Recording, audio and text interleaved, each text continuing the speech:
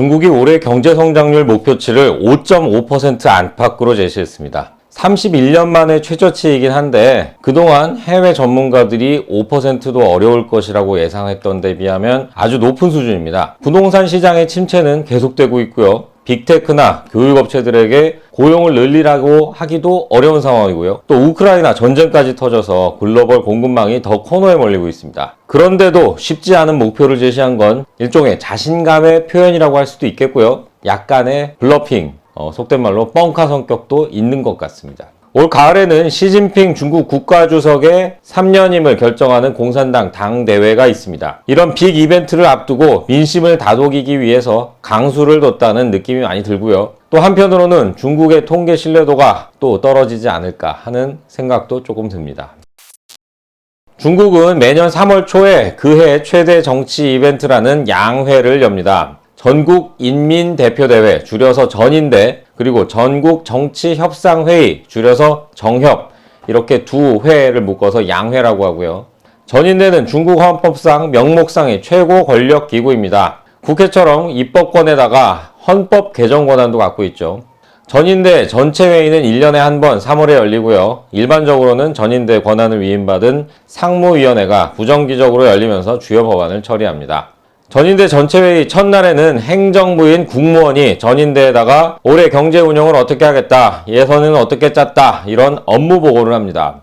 리커창 총리가 지난 5일 GDP 성장률 목표치 5.5% 같은 주요 목표들을 제시했습니다. 5.5%는 작년 전인대 때 제시한 6% 이상보다는 확실히 내려간 수치입니다. 작년에는 그런데 워낙 전해인 2020년에 코로나19 때문에 상황이 나빴기 때문에 더 부를 수도 있었는데 다소 여유있게 설정했다는 평가가 많았습니다. 반면 올해는 0.55%포인트 내리긴 했지만 난이도는 훨씬 어려울 것이란 예상입니다. 중국이 경제성장률 목표치를 내놓은 건 1985년도부터고요. 그 중에서 6%보다 아래를 제시한 건 1989년 발생했던 태난문, 천안문 시비, 유혈 진압으로 서방 국가들의 집중 제재를 받은 이후 그 여파가 지속되던 1991년 4.5% 이후 31년 만에 최저치입니다. 하지만 JP모간이 올해 중국 경제성장률을 4.9%로 봤고요. 골드만삭스, 노무라는 4.3%로 보고 있습니다. 글로벌 IB들은 아주 냉정하게 보고 있다는 얘기고요. 국제통화기금 IMF도 최근 중국의 올해 성장률 전망치를 5.6%에서 4.8%로 내렸습니다. 모두 부동산 침체가 심각하다는 이유를 들었습니다.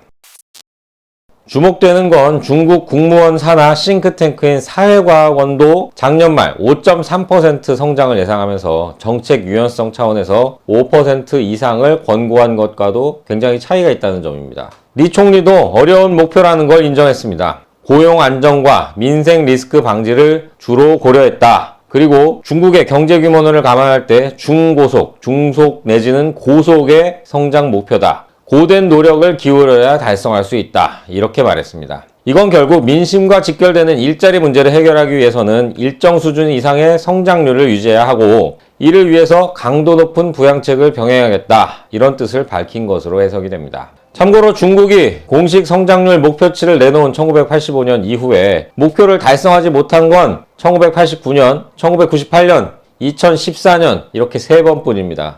1989년은 태난문 사태, 1998년은 한국에도 큰 상처를 줬던 아시아 금융위기가 주된 원인이었죠. 2014년에는 뚜렷한 이유가 없었는데도 목표에 미달했습니다. 중국 경제의 고도 성장 시대가 끝났다 이런 평가가 나왔고요. 또 한편으로는 중국이 많이 솔직해졌다 이런 평가도 나왔습니다. 어쨌든 30년 동안 대부분 목표치를 초과 달성해 왔다는 점에서 올해 제시한 목표 역시 어떻게든 맞춰낼 것이란 예상이 많습니다. 그 과정에서 어떤 일이 벌어질지는 지켜봐야 하겠습니다.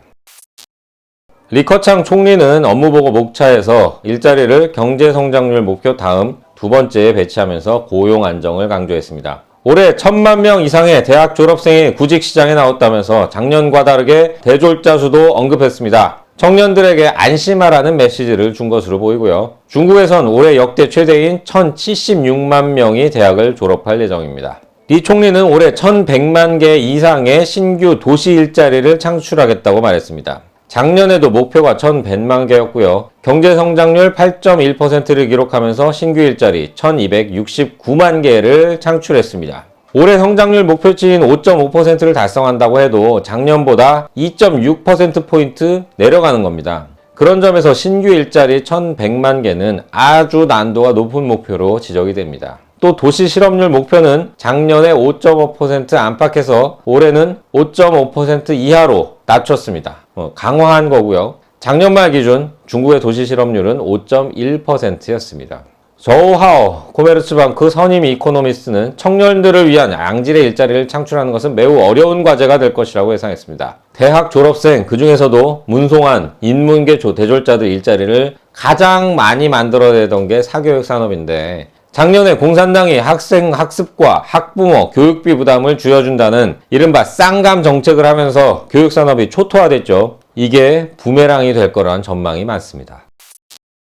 중국은 주된 부양책으로 인프라 투자와 감세를 들었고요. 부동산 규제 완화, 코로나19 방역 강도 조절도 살짝 내비쳤습니다. 한 가지 주의해서 볼 부분은 중국이 올해 제시한 GDP 대비 재정 적자 비율, 이걸 2.8%로 내놨다는 점입니다. 이건 코로나19 사태 이전인 2019년과 같습니다. 코로나19에 대응한다고 2020년 3.6%, 지난해 3.2%로 올렸던 적자율을 정상화해서 부채 부담을 줄이려는 의도로 해석이 되고요. 하지만 GDP 증가분 때문에 실제 재정지출 액수와 적자 규모는 더 커집니다. 돈을 더 풀겠다는 거죠. 올해 중국 중앙정부 예산은 13조 4천여억 위안으로 작년보다 12.8% 커졌습니다. 약 2,580조 원이나 되네요. 지방정부를 포함한 전국 예산도 26조 위안으로 8.5% 늘어납니다. 전국 예산 기준 재정적자는 약 4조 4천억 위안에서 올해 5조 7천억 위안으로 1조 3천억 위안가량 커집니다. 또 중앙정부 예산 중에서 지방정부 재정을 지원하는 이전 지출이 9조 8천억 위안인데,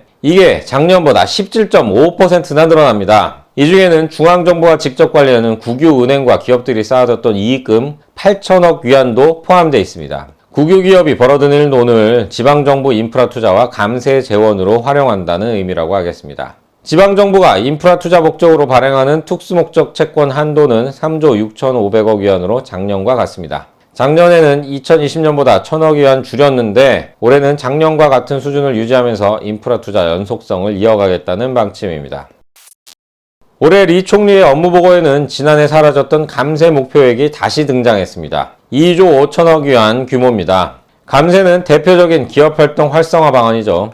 중국은 2019년에 감세 2조 위안, 2020년에 2조 5천억 위안을 내걸었습니다. 그런데 작년에는 슬그머니 없앴다가 이번 업무보고에서 1조 위안 이상 감세를 했다고 발표를 했습니다. 제가 볼 때 작년에 감세 목표를 없앤 건 재정적자가 너무 커지기도 했고 감세를 할 만한 구석도 별로 없었기 때문입니다. 그런데 이번에 다시 감세를 2조 5천억 위안이나 내건 건 일단 세금 줄여줄 테니 일자리부터 늘려라, 이런 의미로 보입니다. 리 총리는 부동산 시장의 바람직한 순환과 건강한 발전을 촉진하겠다면서 거래형 주택시장이 구매자의 합리적 주거 수요를 만족하도록 지원하겠다 말했습니다. 이 멘트는 여러 번 나온 걸 반복한 거고요. 또 고강도 제로 코로나 방역 정책과 관련해서는 과학적이고 정밀하게 코로나19 감염을 처리할 것이며, 이를 통해서 정상적인 생활 질서를 만들어 가겠다고 했습니다. 초고강도 방역에 대한 국민적 필요를 감안해서 방역의 정밀도와 유연성을 높이기 위해 했다는 뜻으로 해석이 됩니다.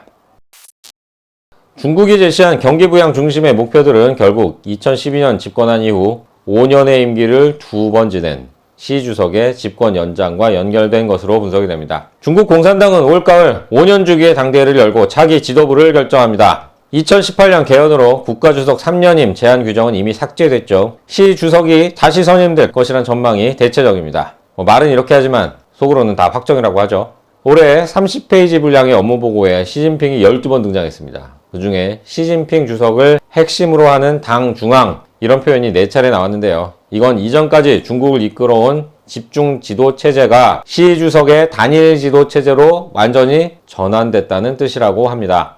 해외 전문가들은 중국의 목표가 공격적이라는 해석을 내놓고 있습니다. 무리수라는 거죠. 레이먼드 융 ANG은행 수석 이코노미스트는 우크라이나 사태와 에너지 위기를 감안하면 기준금리 인하 정도는 달성하기 어려운 수준이라고 분석했습니다. 장쯔웨이 핀포인트 자산운용 수석 이코노미스트는 인프라 투자 확대로 냉각된 내수 경기를 얼마나 되살릴 수 있을지 불확실하다고 지적했습니다.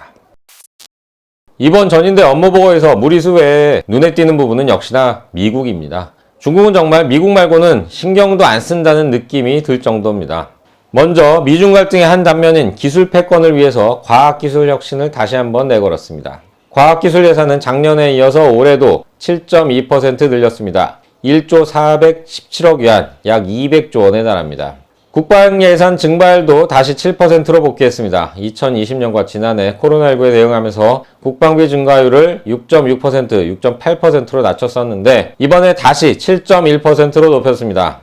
올해 경제 불확실성이 많은데도 국방 예산을 늘린 건 미국이 인도태평양 지역에서 중국 견제를 강화하는 데 대한 대응 성격으로 풀이됩니다. 중국은 또 시진핑 주석의 주요 대외 외교 아젠다인 기후변화 대응도 속도를 늦추기로 했습니다. 올해 전인대에서 나온 이런 정책들을 감안하면 중국이 올해 부양책들을 상당히 많이 내놓을 것으로 보입니다.